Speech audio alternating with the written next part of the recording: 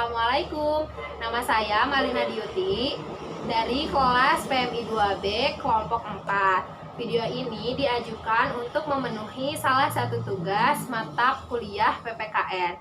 Kelompok kami terdiri dari 4 anggota, yaitu Imam Aziz Syadida, Indah Nadia, Lukman Diki Kurniawan, dan saya sendiri. Kelompok kami membahas materi Pancasila sebagai ideologi, kekurangan ideologi Pancasila, dan kelebihan ideologi Pancasila. Sebelum masuk ke materinya, saya akan mengulas sedikit pengertian dari ideologi dan pengertian dari Pancasila. Seperti yang dibahas oleh teman-teman kelompok sebelumnya, ideologi berasal dari bahasa Yunani yang digabungkan dari dua kata, yaitu idea dan logos. Idea berarti ide, gagasan, pengertian dasar, dan cita-cita. Sedangkan logos adalah ilmu. Jadi, secara bahasa, ideologi adalah pengertian dasar tentang ilmu. Sedangkan menurut istilah, ideologi adalah suatu paham mengenai seperangkat nilai atau pemikiran yang dipegang oleh seseorang atau sekelompok orang untuk menjadi pegangan hidup. Nah, Pancasila sendiri berasal dari bahasa Sanskerta, yaitu panca dan sila. Panca berarti 5 dan sila berarti tingkah laku yang baik. Jadi, menurut bahasa Pancasila adalah 5 tingkah laku yang baik. Sedangkan menurut istilah, Pancasila adalah nama dari 5 dasar negara Republik Indonesia. Masuk ke materinya. Pancasila sebagai ideologi. Pancasila sebagai ideologi berarti Pancasila merupakan landasan yang fundamental atau mendasar dalam proses penyelenggaraan tata pemerintahan negara dan mengatur bagaimana suatu proses itu dijalankan demi terwujudnya cita-cita bangsa, yaitu masyarakat yang adil dan makmur yang sesuai dengan nilai-nilai yang terkandung dalam Pancasila. Mengapa Pancasila yang dijadikan sebagai ideologi bangsa ini? Karena Insinyur Soekarno pernah bilang bahwa Pancasila adalah jiwa bangsa Indonesia yang turun-temurun yang sekian abad tertimbun oleh kebudayaan Barat. Nah, mengutip dari pernyataan Insinyur Soekarno, bahwa dalam aspek sejarah, bangsa Indonesia adalah bangsa yang telah lama terjajah, dan Pancasila itu sendiri lahir bersama kepribadian bangsa dan tonggak kemerdekaan bangsa Indonesia. Selanjutnya, ada makna Pancasila sebagai ideologi. Yang pertama, sebagai cita-cita negara.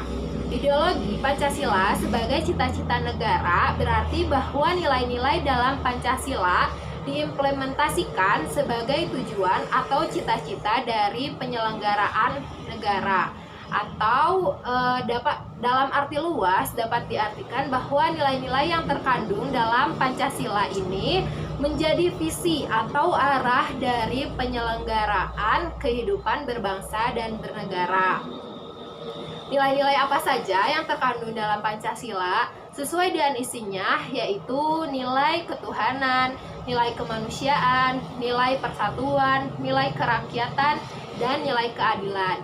Nilai-nilai tersebut wajib dijadikan sebagai acuan atau landasan dalam kehidupan sehari-hari, baik di dalam kehidupan bermasyarakat maupun dalam kehidupan berbangsa dan bernegara. Jika nilai-nilai tersebut sudah kita aplikasikan dalam kehidupan sehari-hari, maka cita-cita atau visi bangsa Indonesia akan terwujud. Selanjutnya, makna Pancasila sebagai ideologi adalah sebagai nilai integratif bangsa dan negara. Pancasila sebagai ideologi negara yang diwujudkan dalam integratif bangsa dan negara membuat Pancasila menjadi sarana untuk menyatukan perbedaan bangsa Indonesia. Disitulah makna dari Pancasila sebagai ideologi negara memegang peranan yang penting bagi persatuan bangsa Indonesia. Karena seperti yang kita tahu, negara Indonesia ini beragam bahasa, budaya, agama di seluruh penjuru Indonesia. Tapi yang menjadi pemersatu adalah Pancasila. Selanjutnya, fungsi Pancasila sebagai ideologi. Yang pertama, mempersatukan bangsa, memelihara dan mengukuhkan persatuan dan kesatuan tersebut. Fungsi ini sangatlah penting karena bangsa Indonesia adalah bangsa yang masyarakatnya majemuk. Jadi seringkali terancam perpecahan. Yang kedua, membimbing dan mengarahkan bangsa menuju tujuannya. Karena Pancasila memiliki gambaran bangsa yang dijadikan sebagai motivasi untuk mencapai cita-cita. Yang ketiga, membesarkan tekad untuk memelihara dan mengembangkan identitas bangsa. Pancasila memberi dorongan bagi pembangunan bangsa dan karakter bangsa berdasarkan Pancasila. Yang terakhir, menyoroti kenyataan yang ada dan mengkritisi upaya perwujudan cita-cita yang terkandung dalam Pancasila. Selanjutnya ada sifat-sifat Pancasila sebagai ideologi. Ada sebagai ideologi terbuka dan ideologi komprehensif. Ideologi terbuka adalah pandangan yang fleksibel atau dinamis, artinya tidak kaku, dan ideologi ini berkembang dan tumbuh sesuai dengan perkembangan zaman. Lalu ada ideologi komprehensif. Ideologi ini adalah pandangan yang menyeluruh dalam segala aspek kehidupan sosial. Nah, dalam ideologi komprehensif ini terdapat cita-cita untuk melakukan reformasi sosial secara besar-besaran. Lalu sifat Pancasila sebagai ideologi terbuka adalah yang pertama, nilai-nilai dan cita-cita digali dari kekayaan adat istiadat, kebudayaan, dan religius di masyarakatnya. Yang kedua, menerima reformasi. Yang ketiga, penguasa bertanggung jawab kepada rakyat sebagai pengemban amanat rakyat. Sifat-sifat Pancasila sebagai ideologi dalam ideologi komprehensif adalah mengakomodasi nilai-nilai dan cita-cita yang bersifat menyeluruh tanpa berpihak pada golongan tertentu atau melakukan transformasi sosial secara besar-besaran menuju bentuk tertentu. Yang kedua, negara mengakomodasi berbagai idealisme yang berkembang dalam masyarakatnya yang bersifat majemuk. Materi selanjutnya adalah kekurangan ideologi Pancasila. Yang pertama, memberi kesempatan kebebasan yang cenderung menjadi anarkis, seperti ketika pemerintah membolehkan rakyatnya untuk menyuarakan suara, tetapi ketika kita menyuarakan suara, lalu pemerintah tidak setuju, maka di situ akan terjadi caci maki, pertengkaran, atau bahkan keroyokan gitu ya di antara masyarakat dan aparat keamanannya.